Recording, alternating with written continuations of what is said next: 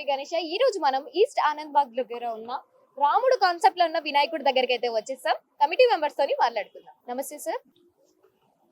అవసరం ఇక్కడ ఈస్ట్ ఆనంద్ బాగ్ bus stop దగ్గర మల్కాజ్గిర్ లో గత 30 సంవత్సరాల నుంచి ఒక వినాయకుడు ఇక్కడ పెట్టడం జరుగుతుంది.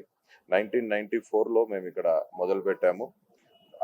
1994 నుంచి ఈ 2024 వరకు 30 సంవత్సరాలు ఈ సంవత్సరంతో మేము కంప్లీట్ చేసుకున్నాము. మల్కాజ్గిర్ లో అత్యంత వైభవంగా చేసుకున్న గణనాథుడు ఈ యొక్క ఈస్ట్ ఆనంద్ బాగ్ బస్ స్టాప్. ఎత్తులోనైనా సరే అంబరంగా వైభవంగా జరుపుకోవాలన్న ఈ గణనాథుడు ఈస్ట్ ఆనంద్ బాగ్ లో కొలువైపోయి ఉన్నాడు.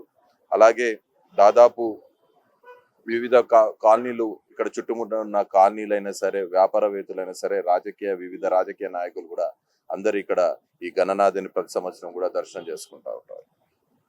ఈ యొక్క వినాయకుడి మండపము ఈ సంవత్సరము మన ఎదురుగా ఉన్న ఈ యొక్క మండపము కాన్సెప్ట్ వచ్చేసి మన రంగనాథ స్వామి, తమిళనాడులో ఉన్న రంగనాథ స్వామి కాన్సెప్ట్ అదొకటి.